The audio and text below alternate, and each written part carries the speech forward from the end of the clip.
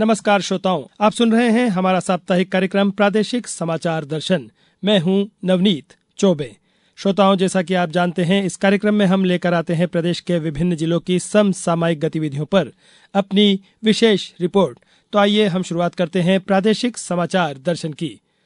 प्रादेशिक समाचार दर्शन के लिए हमारी पहली खबर है श्योपुर जिले से, जहां पर्यटन को बढ़ावा देने और ग्रामीणों को रोजगार के अवसर उपलब्ध कराने के उद्देश्य से होम स्टे योजना शुरू की गई है। पेश है श्योपुर जिले से हमारे संवाददाता अश्विनी बालोटिया की यह रिपोर्ट। श्योपुर जिले में पर्यटन को बढ़ावा देने के उद्देश्य से मध्य प्रदेश टूरिज्म बोर्ड द्वारा होम स्टे योजना श्योपुर जिले में प्रारंभ की गई है। इसके माध्यम से जिले में आने वाले टूरिस्ट को अपने साथ अपने क्षेत्र की संस्कृति परंपराओं को साझा किया जाएगा। होम स्टे से तेजी से बढ़ता व्यवसाय है। पर्यटन के क्षेत्र में इसकी मांग निरंतर बढ़ती जा रही। श्योपुर की ऐतिहासिक पृष्ठभूमि, नैसर्गिक वन क्षेत्र और कूनो नेशनल पार्क व राष्ट्रीय चंबल अभ्यारण्य भी पर्यटकों को अपनी ओर आकर्षित कर रहे हैं। ऐसे में स्थानीय कला, भाषा, संस्कृति, परंपरा, खान पान में रुचि रखने वाले पर्यटकों के लिए होम स्टे की आवश्यकता महसूस की जा रही है। श्योपुर में पर्यटन विकास की दृष्टि से होम स्टे योजना में इच्छुक व्यक्ति अपना पंजीयन करा सकते हैं। होम स्टे के साथ ही फार्म स्टे भी बनाया जा सकता है। यदि आपके घर में एक से अतिरिक्त 6 कक्ष हैं तो आप अपने घर के माध्यम से अतिरिक्त आय अर्जित कर सकते हैं। होम स्टे का प्रारंभ करने के लिए होम स्टे स्थापना फार्म, स्टे स्थापना फार्म, ग्राम स्थापना फार्म के साथ ही बेड व ब्रेकफास्ट स्थापना के लिए पंजीयन कराए जा सकते हैं। योजना के अंतर्गत एमपी टूरिज्म बोर्ड द्वारा वित्तीय प्रोत्साहन भी प्रदान किया जाता है। गोल्ड श्रेणी में पंजीयन हेतु होम स्टे को 25,000 व डायमंड श्रेणी में पंजीयन हेतु 50,000 रूपए एक बार में दिए जा सकते हैं। साथ ही होम स्टे ब्रोशर अथवा व्यावसायिक बनाने के लिए अधिकतम 10,000 रूपए दिए जा सकते हैं। प्रादेशिक समाचार दर्शन के लिए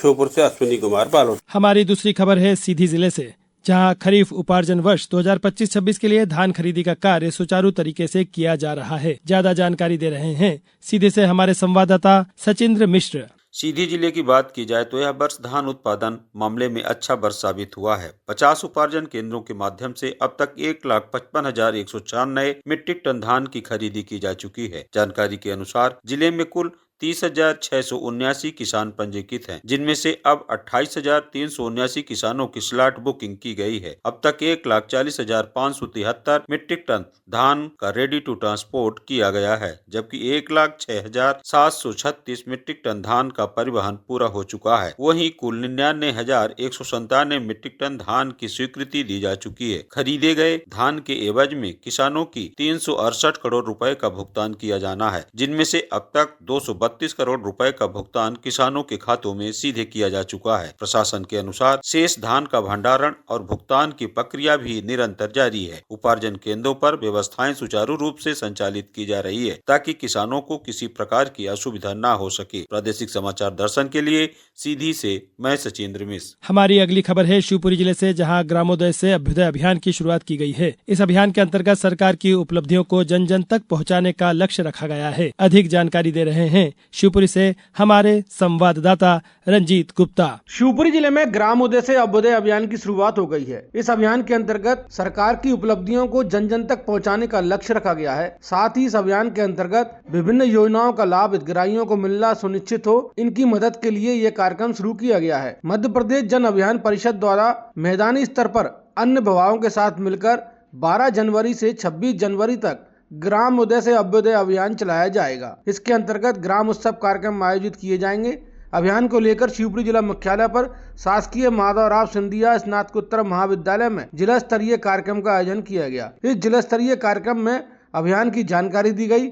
जन अभियान परिषद के ब्लॉक कोऑर्डिनेटर शिशुपाल सिंह जादौन ने बताया कि जिले के समस्त विकास खंड, जनपद और ग्राम पंचायत स्तर पर विभिन्न कार्यक्रम आयोजित होंगे। इस अभियान में ग्राम उत्सव, ग्राम चौपाल, ग्राम रैली कार्यक्रमों के माध्यम से सामाजिक समरसता, पर्यावरण संरक्षण, नशा मुक्त समाज जैसे जन जागरूकता कार्यक्रम भी आयोजित किए जाएंगे। साथ ही शासन की जन कल्याणकारी योजनाओं की जानकारी देने एवं पात्र हितग्राहियों को योजनाओं का लाभ दिलाने के लिए भी अभियान चलेगा। शिवपुरी से प्रादेशिक समाचार दर्शन के लिए रंजीत गुप्ता। प्रादेशिक समाचार दर्शन की अगली खबर के लिए हम चलते हैं आगर मालवा जिले की तरफ, जहां शासन की हितग्राही मूलक योजना में सैचुरेशन लाने के संकल्प से समाधान अभियान के तहत घर घर जाकर सर्वे कार्य किया जा रहा है। ज्यादा जानकारी दे रहे हैं आगर मालवा से हमारे संवाददाता महेश शर्मा। संकल्प से समाधान अभियान को लेकर गत दिनों अपर कलेक्टर आरपी वर्मा की अध्यक्षता में हुई संबंधित विभागों के अधिकारियों की बैठक में अपर कलेक्टर ने बताया कि संकल्प से समाधान अभियान का पहला चरण 12 जनवरी से प्रारंभ हो गया है, जिसके तहत 15 फरवरी तक डोर टू डोर हितग्राही मूलक योजनाओं में सैचुरेशन लाने के लिए सर्वे किया जा रहा है। वहीं दूसरे चरण में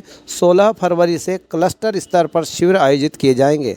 उधर तीसरे चरण में ब्लॉक स्तर पर शिविरों का आयोजन होगा तथा चौथे चरण में 26 मार्च से जिला स्तर पर शिविर आयोजित किए जाएंगे। उन्होंने निर्देश दिए कि शासन की हितग्राही मूलक योजनाओं में सैचुरेशन लाने हेतु पंचायत सचिव, सहायक सचिव, पटवारी, आशा और आंगनवाड़ी कार्यकर्ता व अन्य विभागों के मैदानी अमला अपने अपने दल बनाकर डोर टू डोर जाकर सर्वे करें। शासन की योजनाओं से कोई भी पात्र व्यक्ति नहीं छूटे।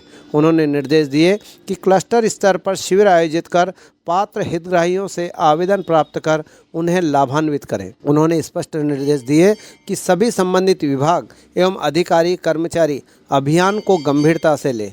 इसमें किसी भी प्रकार की लापरवाही नहीं बरती जाए। प्रादेशिक समाचार दर्शन के लिए आगर मालवा से मैं महेश शर्मा। हमारी अगली खबर है उमरिया जिले से, जहां विश्व प्रसिद्ध बांधवगढ़ टाइगर रिजर्व में अखिल भारतीय बाघ गणना 2026 के तहत गणना का कार्य समाप्ति की ओर है। पार्क के कुल 9 परिक्षेत्र को 2 ब्लॉकों में बांटकर 1200 ट्रैप कैमरे लगाए गए थे, जिसमें दर्ज फोटो को संग्रहित किया जा चुका है। पेश है उमरिया से हमारे संवाददाता अरुण कुमार त्रिपाठी की यह रिपोर्ट। उमरिया जिले के विश्व प्रसिद्ध बांधवगढ़ टाइगर रिजर्व में अखिल भारतीय बाघ गणना 2026 के तहत गणना का कार्य समाप्ति की ओर है। पार्क के कुल 9 परिक्षेत्रों को 2 ब्लॉकों में बांटकर 1200 ट्रैप कैमरे लगाए गए थे, जिसमें दर्ज फोटो को संग्रहित किया जा चुका है। इसके अलावा 7 दिवसीय ट्रांजिट लाइन एवं साक्ष्य कलेक्शन का कार्य भी संपादित कर लिया गया है। पार्क के क्षेत्र संचालक डॉक्टर अनुपम सहाय ने बताया है कि गणना कार्य में पार्क के 139 बीटों में 600 से अधिक कर्मचारी अधिकारियों ने हिस्सा लिया है, जिसमें 40 वॉलेंटियर भी शामिल हैं। इसके अलावा गणना कार्य में WII से एक वैज्ञानिक एवं पार्क के बायोलॉजिस्ट भी शामिल रहे हैं। जुटाए गए फोटो एवं साक्ष्यों को हार्ड डिस्क के माध्यम से WII भेजा जाएगा, जहां से परीक्षण उपरांत इसी साल के जुलाई महीने के आखिर में नतीजे प्रकाशित किए जाएंगे। समाचार दर्शन के लिए उमरिया से मैं अरुण कुमार त्रिपाठी। अब हम रुक करते हैं शाजापुर जिले का, जहां 16 जनवरी को स्टार्टअप दिवस मनाया गया। इस अवसर पर प्रधानमंत्री college of excellence BKSN government college सहित जिले के अन्य महाविद्यालयों में कार्यक्रम आयोजित किए गए। विस्तार से जानकारी दे रहे हैं शाजापुर से हमारे संवाददाता अजीत पाराशर। युवाओं के लिए वरदान बन रही स्टार्टअप योजना भारत सरकार की एक महत्वपूर्ण पहल है, जिसका उद्देश्य युवाओं को नए व्यवसाय शुरू करने के लिए प्रोत्साहित करना, रोजगार के अवसर पैदा करना और नवाचार को बढ़ावा देना है। शाजापुर जिले में 16 जनवरी को स्टार्टअप दिवस के अवसर पर प्रधानमंत्री college of excellence BKSN government college सहित अन्य महाविद्यालयों में कार्यक्रम आयोजित किया गया, जहाँ युवाओं को स्टार्टअप योजना के तहत मिलने वाली सहायता की जानकारी दी गई। कार्यक्रम संयोजक डॉक्टर RC चौहान ने बताया कि इस योजना के तहत नए उद्यमियों को स्टार्टअप प्रारंभ करने के लिए प्रोत्साहित किया जाता है और इसके तहत 0 से लेकर 25 करोड़ तक की राशि जो भारत सरकार द्वारा उपलब्ध कराई जाती है और इसका धीरे धीरे इस योजना का विस्तार किया जा रहा है और अब यह ग्रामीण और कृषि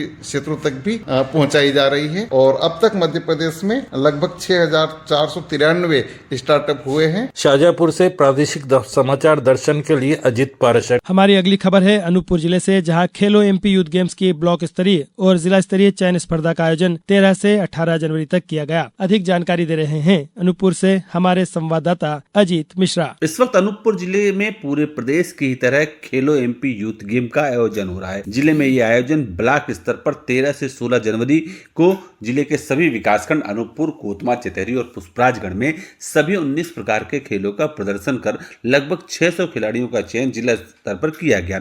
17 और 18 जनवरी को जिला मुख्यालय के खेल एवं युवक कल्याण के परिसर मैकल क्लब में एक जिला स्तरीय आयोजन हुए, जिसमें आउटडोर, इंडोर एथलेटिक्स के सभी 19 खेलों में लगभग 300 से ज्यादा उत्कृष्ट खिलाड़ियों का चयन संभाग और राज्य स्तर के लिए किया गया। ज्ञात हो कि खेलो MP यूथ गेम्स में के अंतर्गत ब्लॉक स्तरीय चयन स्पर्धा जिला एवं संभाग पर 19 खेलों की खेल प्रतियोगिता आयोजन किया जा रहा है तथा 7 खेल सीधे राज्य स्तर पर आयोजित होंगे। इस खेल प्रतियोगिता के बारे में चर्चा करते हुए अतिरिक्त पुलिस अधीक्षक एवं प्रभारी जिला खेल और युवक कल्याण अधिकारी जगन्नाथ सिंह मरकाम ने बताया कि मध्य प्रदेश शासन के द्वारा आयोजित मध्य प्रदेश यूथ गेम के अंतर्गत जिला अनूपपुर में ब्लॉक स्तरीय, जिला स्तरीय 19 विधाओं का ब्लॉक स्तर से जिला स्तरीय पर चयन किया गया है। इस पूरे आयोजन के बारे में बात करते हुए प्रतिभागियों ने प्रदेश सरकार के इस प्रयास को खेल और खिलाड़ियों के भविष्य के लिए सार्थक कदम बताते हुए कहा कि खेलो एमपी यूथ गेम्स ने मैंने भी अपनी सहभागिता दिखाई। मैं बैडमिंटन की खिलाड़ी हूँ। यहाँ का व्यवस्था बहुत ही अच्छी थी। कार से यही उम्मीद करती हूँ आगे भी ऐसे तरीके की स्पोर्ट इवेंट हम जैसे खिलाड़ियों के लिए होते रहें। प्रादेशिक समाचार दर्शन के लिए अनूपपुर से मैं अजीत मिश्रा। अब हम बात करते हैं शहडोल जिले की, जहाँ स्व सहायता समूहों द्वारा तैयार उत्पाद को चलित दुकानों के माध्यम से बेचा जा रहा है। शुरुआती सफलता समूह की महिलाओं का मनोबल बढ़ा रही है। ज्यादा जानकारी दे रहे हैं हमारे शहडोल संवाददाता अरविंद पांडे। राष्ट्रीय ग्रामीण आजीविका मिशन के तहत स्व सहायता समूहों द्वारा तैयार उत्पाद के प्रमोशन एवं विक्रय के लिए एक अभिनव पहल की गई है। समूहों द्वारा तैयार उत्पाद को चलित दुकानों के माध्यम से बेचा जा रहा है। इससे तैयार उत्पाद एवं अन्य विक्रय योग्य वस्तुओं का प्रचार प्रसार को गति मिल रही है। चलित दुकान निर्धारित रूट पर ग्रामीण बाजारों में ऐसे सार्वजनिक स्थल पर जहां अधिक संख्या में लोग एकत्र होते हैं वहां पहुंचती है। इससे अधिक उपभोक्ताओं एवं आजीविका उत्पादों की पहुंच सुनिश्चित हो रही है। प्रारंभिक चरण में यह कार्य प्रत्येक विकास खंड में शनिवार एवं रविवार को किया जा रहा है। आने वाले दिनों में इसे प्रतिदिन संचालित करने की योजना है। इसके लिए आजीविका एक्सप्रेस वाहनों का उपयोग किया जा रहा है। यह अभिनव प्रयास स्व सहायता समूहों के उत्पादों को नई पहचान, बेहतर बाजार एवं स्थायी आजीविका के अवसर देगा। प्रादेशिक समाचार दर्शन के लिए शहडोल से मैं अरविंद पांडे। हमारी अगली खबर है विदिशा जिले से, जहाँ विकसित भारत जी रामजी योजना से 100 दिन की मजदूरी की जगह अब 125 दिन का रोजगार मिलना एक गारंटी बन गया है। अधिक जानकारी दे रहे हैं विदिशा से हमारे संवाददाता वेद प्रकाश शर्मा। विकसित भारत जी रामजी योजना से भारत का वित्तीय प्रबंधन ऊंचाइयों पर जाएगा। हाल ही जी रामजी योजना में बड़े बदलाव कर अकुशल श्रमिकों को रोजगार की गारंटी के साथ कुशल श्रमिकों को स्थायी रोजगार देने के हेतु नियम बनाए हैं। राज्य के पंचायत एवं ग्रामीण विकास मंत्री प्रहलाद पटेल ने विदिशा में पत्रकारों को बताया कि पहले मनरेगा में 100 दिन की मजदूरी थी, अब उसको बढ़ाकर 125 दिन किया। अगर 7 दिन के भीतर उनको भुगतान नहीं होता तो भी उस पर कार्यवाही सुनिश्चित की गई है। तीसरी बात है कि यदि किसी को काम ना मिले और उसके पास जॉब कार्ड हो अकुशल मजदूर के पास, तो उसे 15 दिन के भीतर बेरोजगारी भत्ता देना ही होगा। ये कानूनी प्रावधान बन गया। प्रादेशिक समाचार दर्शन के लिए विदिशा से वेद प्रकाश शर्मा। तो श्रोताओं, ये था हमारा कार्यक्रम प्रादेशिक समाचार दर्शन। आज के लिए इतना ही। फिर मिलेंगे इसी दिन इसी समय। दीजिए इजाजत। नमस्कार।